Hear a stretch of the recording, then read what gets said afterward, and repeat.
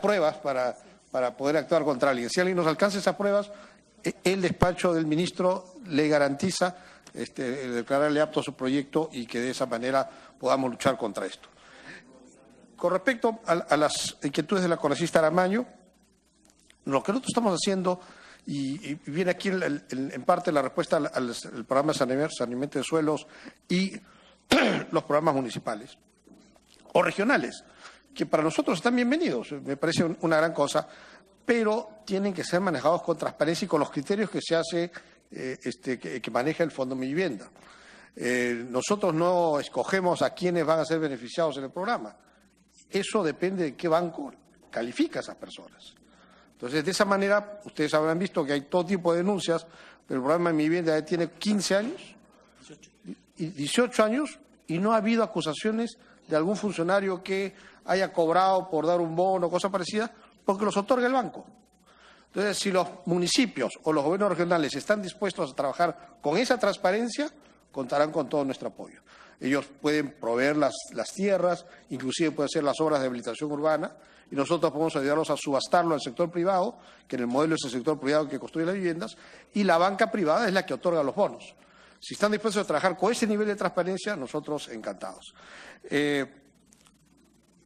La congresista Aramayo se ha referido muy bien a obras mal hechas y varios congresistas también, el congresista del Águila también se ha referido a lo que es quizás el monumento a la obra mal hecha del sector Sarmiento, que es la planta de tratamiento de Iquitos, que es por el monto, es impresionante que se les haya pasado a todos y que nadie haya visto la barbaridad que estaban haciendo ahí. Las obras de saneamiento tienen una característica, que es que una vez que se cierra la zanja, nadie sabe qué cosa hay abajo, ¿no? Y ahí depende mucho del supervisor de obra si realmente hace su trabajo o no. Por ejemplo, en Arequipa, que estuve el viernes, hay ya no recuerdo el distrito, donde la gente está tomando agua con óxido, porque en la tubería, en vez de ser hierro dúctil, pusieron un acero que se está corroyendo, y todo ese tendido de tubería que se ha hecho se tiene que cambiar. Entonces, ¿dónde estaba el supervisor de obra antes de que se cierre esa zanja?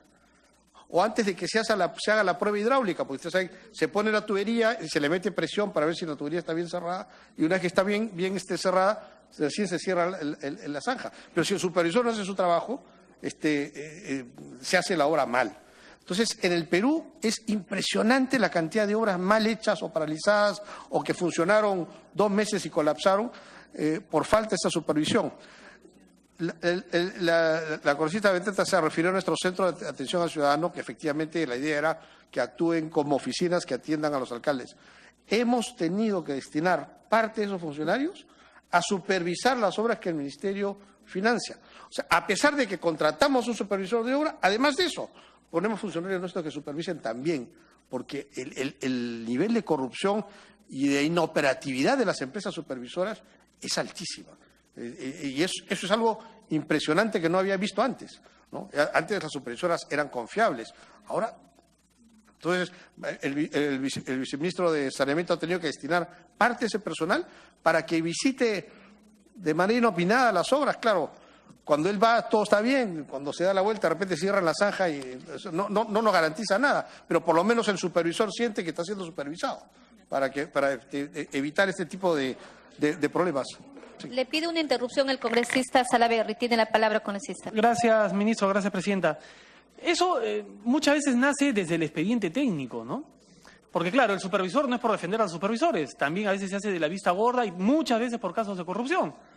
Pero, por ejemplo, el tema de la tubería que usted ha puesto de ejemplo, debe haber estado la especificación técnica en el expediente técnico que debería haber llevado esa tubería de metal. Entonces, ahí hay que echarle un ojo también de la manera como están armando los términos de referencia, las especificaciones técnicas de los expedientes, todos los niveles de gobierno, no solamente los ministerios, el gobierno regional, el gobierno provincial y distritales, para poder, si se pudiera, estandarizar de cierta forma estas especificaciones, dependiendo pues de la ubicación de la región, si es clima seco, clima húmedo, si es altura, no es altura, para poder tener un manejo mucho más adecuado del material que se utiliza en una obra, porque ahí parte todo, ministro. Muchas gracias. Gracias, congresista. Pedí una interrupción el congresista Lizana. Sí, lo que mencionaba el señor ministro trae la presidencia sobre el tema de la CAP. han ayudado enormemente. Ya los alcaldes no vienen, están ahí. Pero ¿qué pasa, ministro? Hay un tema que de ya la documentación que ya declaran, lo revisan, chequean y viene a Lima. En caso de Piura, por ejemplo, el ingeniero Pinado Atanasio. Pero este señor tiene un mes ahí con los expedientes y no da respuesta. Da lo mismo, señor ministro. Da lo mismo que los alcaldes estén viniendo a la región. Y están esperando y llamando también a nosotros. Esto es una incomodidad. Yo creo que ahí tiene que haber algún tipo de solución para que sea ágil esto. Gracias, señor ministro. Gracias, congresista. Puede continuar, señor ministro. Gracias, presidenta. En el caso de esta tubería en Arequipa, lo que ha ocurrido es que la tubería que han instalado no es la que está en la especificación técnica. O sea, ha habido ahí claramente una responsabilidad del constructor, del supervisor de obra, y tiene responsabilidad penal que nosotros vamos a iniciar las acusaciones inmediatamente, ¿no? Entonces, hay que buscar bien de qué forma reformamos el sistema de supervisión de obras en saneamiento, porque está ocurriendo todo. Lo de Iquitos es el más grande símbolo de esto. Una planta que si se prendiera, porque es una planta con ¿cuántas estaciones de bombeo? 19 estaciones de bombeo. Si se prendiera, Iquitos se queda sin luz porque no tiene la cantidad de kilowatts para que funcione todo eso. Entonces, ¿a quién se le ocurrió hacer una cosa de ese tipo si no tiene la cantidad de energía eléctrica? Y no solo se quedaría sin luz, sino que la cuenta sería de tal magnitud que la EPS no podría pagarlo, ¿no? Y además fue mal hecha porque el colector que lleva los aguas a la planta se ha desalineado, se ha desnivelado y ya las aguas no van para allá, sino regresan para acá. Y se ha hecho una planta de tratamiento de tal nivel de procesamiento que no necesitaba Iquitos. Iquitos tiene al costado un río con una gran corriente. Si tú haces un tratamiento y tiras un emisor por ahí, eso se diluye y no contaminas nada. No había necesidad de entrar a una planta tan compleja. Entonces, ahí lo que nosotros estamos haciendo, estamos visitando el viernes Iquitos, encantado de poder contar con el congresista del Águila. Estamos contratando una consultora que nos diga, y que nos diga con certeza, porque ya no podemos meter la pata 2 veces, ¿qué cosa se hace con eso? Si es rentable repararlo y quizás la planta partirla en partes y usar una parte, o de repente ya dejar esa planta y hacer algo, una solución más cercana, o dejar toda esa infraestructura así y construir una nueva, que nos dé una solución, que nos diga cuánto cuesta, sentarnos con la región y ver, bueno, aquí cómo hacemos para resolver esto. Porque no podemos dejar ese monumento a la inoperancia, a la corrupción, a lo que diablos haya sido, porque no es poca plata, como dijo el cronista del Águila, 800 millones de soles tirados por el desagüe. ¿Cuántos pobres hubiéramos sacado de la pobreza con esa plata? O sea, entonces es complicado. Y fíjense, lo que es curioso es parecía que son 2 ministerios, porque la cantidad de problemas de ese tipo que hay en saneamiento no lo hay en vivienda. ¿Y cuál es la diferencia entre uno y el otro? Que vivienda es el sector privado, que las edificaciones se ven. Digamos, si yo te vendo una casa de 3 habitaciones, son 3 habitaciones. Si es ladrillo, cemento o si es concreto, tú lo tocas. Pero cuando la tubería está enterrada, ya es bien difícil. Solo te enteras 2, 3 años después cuando te das cuenta que estás tomando agua con óxido o cosa parecida. Congresista, la interrupción de la congresista Aramayo. Gracias, presidenta. En ese contexto, habría que actualizar la certificación de las empresas supervisoras, porque si tenemos dudas de que quien supervisa está cautelando los intereses del Estado a través de la ejecución correcta de las obras y de los presupuestos, habría que recategorizar o certificar a los supervisores. Entonces, yo creo que ese podría ser un mecanismo importante. En ese mismo sentido, yo le había comentado el tema del OTAS. ¿Cuál es el papel del OTAS? ¿Qué supervisa? ¿Quién recepciona la obra? O sea, en el proyecto de inversión hay todo un engranaje. ¿Quién formula, quién ejecuta, quién supervisa, quién liquida? Entonces, ¿dónde está el nodo gris? Hay que identificarlo, porque esto es masivo. Por favor, habría que tomar algunas precauciones. Y le alcanzo a través de la presidencia, tengo acá de FONAFE, que designan de presidente el directorio de SEDAPAL, el señor Trujillo Mori, y lo tenemos acá en la OTAS también. No puede haber duplicidad de funciones. Gracias, congresista. Puede continuar, señor ministro. Le damos la bienvenida al congresista. Bienvenido. Yo antes de ser ministro presenté un proyecto de ley para que las supervisoras, cada vez que le comuniquen alguna irregularidad a las empresas constructoras, copia vaya a la Contraloría. Para que de esa manera las supervisoras se sienten supervisadas por alguien y no hagan lo que le da la gana, porque el saneamiento es fatal. Solamente, repito, nos enteramos años después, cuando ya no tiene forma de repararse el daño. En lo que se refiere a la OTAS es un organismo técnico que ha sido creado para reestructurar las EPS en mal estado. Las EPS, por una serie de razones que vamos a tocar, se convierten en instituciones que no tienen capacidad empresarial, que tienen una carga financiera y una estructura económica muy pesada, que tienen mala gerencia, pésima gerencia, y que tienen problemas técnicos para operar y darle el servicio a sus ciudades. Entonces, las EPS que son intervenidas por OTAS, y esto, por supuesto, los alcaldes tienen que acceder, esto no es algo compulsivo, y hay 13 alcaldes que han tomado conciencia de que no pueden manejar el problema y se lo han pasado a la OTAS. La OTAS lo que hace es buscar reestructurar la empresa para convertirla en una empresa ágil, con gobierno corporativo, con una estructura financiera soportable y con una capacidad técnica que le dé el servicio de calidad a sus ciudadanos. De estas 13 OTAS hay varias que ya podemos decir son casos de éxito. Por ejemplo, la más antigua quizás es Moquegua e Hilo, ¿no? Que tienen unos indicadores extraordinariamente buenos y que tienen una gerencia bastante eficiente. En el tema de gerencia no cerramos ninguna opción, puede ser gerencia de la zona, puede ser buscar gerencia privada, la propiedad sigue siendo municipal, pero la gerencia puede ser privada. Lo que buscamos es que la empresa funcione, no importa el color del gato con tal que case ratones, es decir, que funcione y que dé buen servicio. Y esto nos lleva a tocar el tema de las PETARES que comentó el congresista Salaverry, que estas empresas, como tienen una tarifa muy baja y tienen muy poco dinero, se ven que no pueden pagar todas las cuentas. Entonces, cualquiera de nosotros que fuera gerente de una EPS que no tiene plata, ¿qué cosa hace? ¿Cortas el agua? No, porque te matan. Entonces, ¿qué cosa haces? Dejas de mantener la PETAR, porque nadie se preocupa del desagüe. Entonces, las PETARES tienen que mantenerse. Dejan de mantenerlas y el 80% de la planta de tratamiento en el Perú no funciona. Son ficciones, uno cree que algo, mentira, lo que entra es lo que sale, no se está limpiando nada.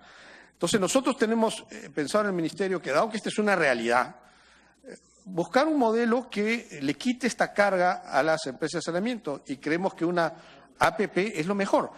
Las plantas de tratamiento son costosísimas, por ejemplo, Sullana es una planta de tratamiento que cuesta 240 millones. ¿Cuántos códigos SNIP podría yo financiar con 240 millones? Entonces, ¿qué sentido tiene que yo gaste en una sola planta 240? La del lago Titicaca cuesta casi dos. Todavía no se puede decir el precio. Bueno, pero en junio se declara ya el ganador de lo que es la planta del tratamiento del lago Titicaca, son más de 200 millones. Entonces, son obras muy caras y que las EPS han demostrado que no las pueden mantener. Entonces, lo que nosotros proponemos es que entren operadores privados, que construyan la obra con su plata, que operen las PETARES y se la pagamos en 30 años por la tarifa, cosa que no sentimos el golpe y de verdad tratan los desagües y dejamos de contaminar. Entonces creemos, y además la EPS se quita el problema encima. Lima, cuando yo era ministro, procesaba 30% de sus desagües. Hoy en día procesa el 95% y ya no es problema ese apal.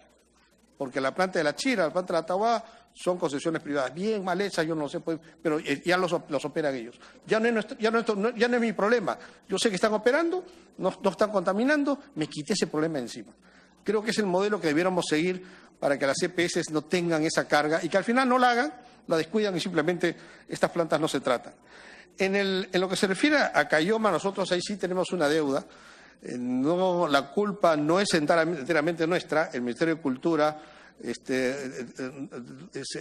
paró todas las obras de reconstrucción porque era considerada una zona monumental. Al final fue una gran discusión de que si se debía reconstruir con los mismos materiales. Nosotros discutimos si construimos con los mismos materiales, en el siguiente temblor se va a volver a caer, ¿no? Entonces al final ya se llegó a un acuerdo en que puede usarse ladrillo, cemento, concreto, con tal de revestirlo en piedra se mantiene el entorno histórico, digamos, de esa zona. Y con esa solución ya hemos empezado a entregar bonos. Tenemos reuniones cada 15 días con los alcaldes. 227 viviendas se van a terminar de reconstruir este año, ¿no? Y ya estamos actuando con toda energía.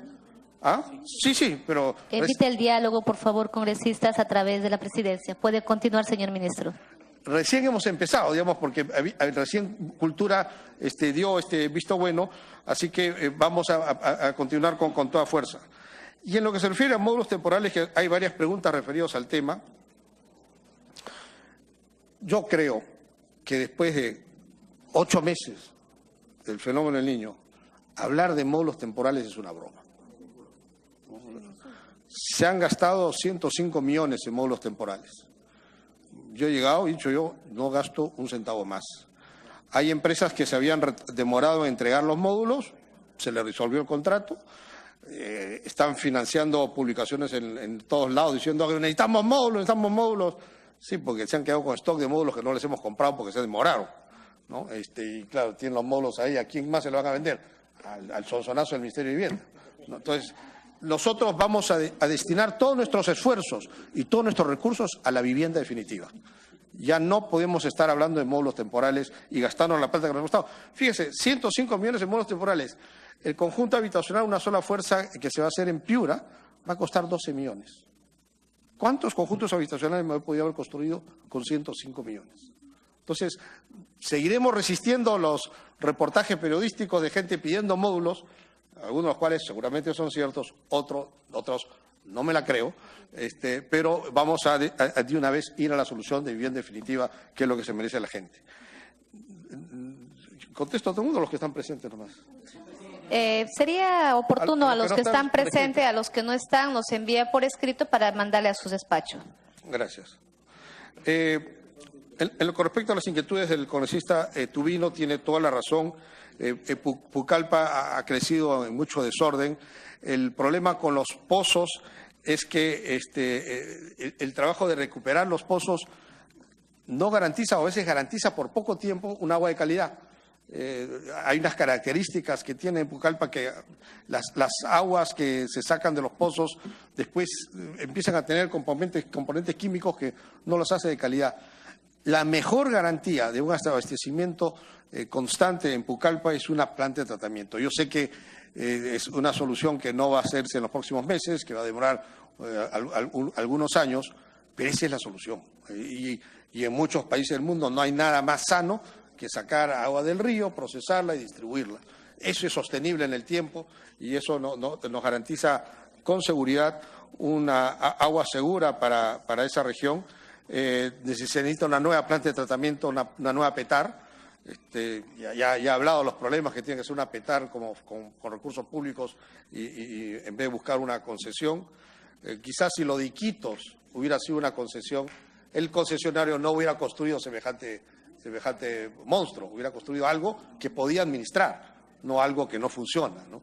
Entonces, eso es lo bueno que tienen las APPs, porque el que la construye va a tener que operar, por lo tanto está obligado a construir algo adecuado para la ciudad y que él va a poder gerenciar, no el monumento que es la PETAR que se hizo en Iquitos. Por eso que es un modelo que yo encuentro atractivo y que no afecta a la caja, y eso me permite usar la caja que tiene el Ministerio para ampliar brechas, para atender zonas de pueblos que no tienen este servicio de agua, ¿no? Francisco Castro no está. El congresista Vergara salió. Bueno, el congresista del Águila hemos hablado ya del tema de la PETAR y estaremos el viernes viendo la consultoría que vamos a contratar y ver qué solución hay de eso, ¿no?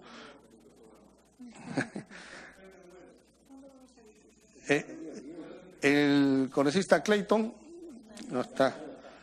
La congresista Guamán, el congresista Monterola, bueno, hemos tomado nota de sus inquietudes. Son justamente cuando nos dicen hágase una PETAR de 240 millones, yo pienso en la cantidad de códigos que podría yo solucionar. Y esos son pueblos que les solucionan la vida, en vez de gastar en una sola obra 240 millones, que es una petar que perfectamente lo podríamos atender de otra manera, sin que le cueste tanto a la población. No sé, tengo el congresista Trujillo, el congresista Lizama, la congresista Bartra, bueno, ya se fue. El congresista Salaverry, hemos hablado ya de las petares. Para efecto de la reconstrucción, el congresista Salaverry tiene toda la razón. Si nosotros mantenemos todo lo que se exige para hacer programas techo propio en sitio propio, no empezaríamos una sola casa. Que es un poco lo que me decían dentro del ministerio. Me decían, no, es que, ministro, compramos los módulos para que cuando esta gente cumpla con todos los requisitos que se exige, van a pasar 1 año, 2 años. Entonces la respuesta fue, entonces no le exijas todo lo que se exige en situaciones normales. Entonces, por ejemplo, título de propiedad no se exige, lo que se exige es un permiso del propietario para que le hagan la casa. Con ese permiso del propietario se hace la casa y dejamos de discutir. De esa manera se agiliza. Hemos logrado con los municipios licencias automáticas de construcción. Todos los alcaldes aceptaron. Entonces ya no se necesita licencias de construcción. Plazos más cortos de evaluación de los proyectos. Entonces todo eso ha simplificado y es la razón por la cual en 1 mes hemos otorgado 8.000 bonos. Hemos dejado de comprar módulos de vivienda y preocuparnos en quién entrega, cómo entrega, dónde están almacenados, y más bien nos hemos dedicado a dar estos bonos, que esos bonos se convierten en obras y esas obras se convierten en casas que le solucionen el problema a esa gente que ha sufrido tanto. Entonces, hacia ahí hemos centrado en nuestro esfuerzo y, por supuesto, estas obras de construcción generan actividad económica, generan trabajo, que es lo que esas regiones necesitan, actividad económica para salir del problema en la que han estado. Creo, Presidenta, que esa es la respuesta a los congresistas que están presentes. Yo le contestaré por escrito a quienes no lo están. Y bueno, muchas gracias por estar en su comisión también. El congresista Tubino desea intervenir, el congresista Dávila. Muy rápidamente, muchas gracias, señora presidenta. Una inquietud adicional al señor ministro, que es relacionada con la reconstrucción. ¿Y qué tiene que ver, por ejemplo, en este caso, la Amazonía o una región de Ucayali con relación a ese tema? Es el tema de los abastecimientos que puede darse desde la selva, es decir, toda nuestra capacidad forestal para contribuir a esa reconstrucción, cosa que no se ha usado anteriormente para estos famosos módulos, que se han comprado madera del exterior. Tenemos la economía en la región Ucayali, por ejemplo, paralizada, está en decrecimiento, es una de las 4 regiones en decrecimiento y porque se ha paralizado la actividad forestal. Entonces ha habido mucha inquietud del empresariado, de las personas que trabajan en esto, con relación a las compras que va a hacer el Estado. Entonces yo quisiera saber si hay alguna política ya trazada por parte del gobierno con relación a eso. Gracias. Tiene la palabra el congresista Sergio Dávila. Gracias, presidenta.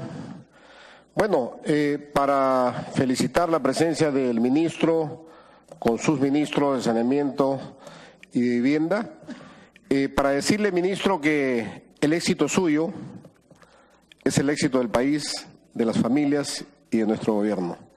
Yo creo que todos nosotros, los congresistas que estamos aquí en esta comisión, evaluando justamente la ley de presupuesto y evaluando su sector, creo que confiamos en la experiencia que usted demuestra y que no solamente necesitamos un técnico al frente del sector, sino un político con experiencia, una persona como usted que está demostrando conocer el sector y realmente cuando se le habla de Arequipa, conoce perfectamente, cuando se le habla de Tumbes o cuando se le habla de Sullana. En el caso de Sullana, por ejemplo, yo quiero decirle que hemos estado con la Comisión de Vivienda hace 2 semanas aproximadamente. Hemos visitado Piura y hemos visitado también, nos trasladamos a Sullana, donde hemos visto la deficiencia en lo que es el tratamiento de aguas residuales, la falta de la petar, la falta del cambio de redes principales de desagüe. Sabemos que es una inversión de 240 millones, como usted lo ha dicho, pero yo le solicito, ministro, y yo sé que usted, así como va a visitar Tumbes para solucionar el problema de Tumbes, o como va a visitar Iquitos para solucionar el problema de Iquitos, haga una visita a Sullana. Haga una visita a Sullana para ver de qué manera podemos intervenir en algo, si no es la PETAR, que es, como usted dice, a través de una APP, intervenir en algo, lo que es las tuberías matrices de lo que es el colector. Creo que eso es importante. La población está ávida de que vaya su ministro para poder darle una solución. Me gustaría, ministro, que usted tome nota de esto para poder darle una solución. En el caso del lago Titicaca, creo que los congresistas y la población y la región de Puno está también esperanzada en usted. ¿Por qué? Porque saben que usted es un ministro ejecutivo, un ministro que va a cumplir y que por lo menos va a cumplir ese sueño, esa esperanza de poder lograr, digamos, que se haga realidad el tratamiento de las aguas residuales de la contaminación del lago Titicaca. Sobre todo, ministro, que creo yo que no solamente es limpiar el lago Titicaca, es también el turismo que significa el lago Titicaca. Es un ingreso para un sector, la industria sin chimenea. Yo creo que es importante prestarle la atención. Sabemos que eso está en manos de Proinvención, la elaboración y la viabilidad del expediente para la construcción de las plantas de aguas residuales, pero yo creo que eso es importante que ustedes desde el sector presten atención. También hemos visto que dentro de lo establecido para lo que es saneamiento en el próximo año está destacando la construcción de 640 proyectos, ministro. Eso es importante. Eso va a beneficiar a 118.000 familias y creemos que a través de vivienda, a través de la reconstrucción, a través de la construcción de esas 45.000 o 46.000 viviendas, a través de esos 48.000 bonos que se va a dar también para techo propio o sitio propio, como se le determine, yo creo que usted va a permitir reactivar la economía. Esa economía que de alguna manera está frenada, que está dormida, yo creo que todos apostamos por usted, apostamos por la experiencia y apostamos que usted va a ser el punto de partida para la reactivación de la economía. Muchas gracias, presidente. Gracias, congresista. Finalmente, el congresista Clemente Flores. Gracias, presidenta. Mi saludo a los colegas congresistas. Saludar la presencia del ministro, de los viceministros. Presidenta, por su intermedio, pedir al ministro, yo sé que confiamos en él, en su capacidad, en su experiencia, para acelerar en el tiempo más corto posible, ministro, la vivienda en las zonas de los desastres que tenemos, Piura, Lambayeque, La Libertad, Tumbes. Creo sumamente importante preocuparnos allí, que todavía tenemos gente que está en carpas, que está en albergues y están esperando, ministro, la vivienda en el tiempo más corto posible. Yo sé que he hecho varias propuestas, se está avanzando, pero tratemos que eso sea lo más rápido. Hay gente que está esperando eso. Y por otro lado, saludar, ministro, un desembolso de 50 millones a EPSEL en Chiclayo, porque José Leonardo Ortiz estaba un desastre por todo lado, reventado lo que es el colapso de los desagües. Sé con esos 50 millones va a permitir a solucionar el problema, por lo menos en el corto más tiempo posible, y trabajar de una forma coordinada, ministro, con los alcaldes que están esperando de su despacho. Gracias, presidente. Gracias, congresista. Le vamos a pedir que por favor sean puntuales porque ya estaba culminando el señor ministro con su intervención. Congresista, bienvenido. Gracias, presidenta. ¿Qué pasa, congresista Águila?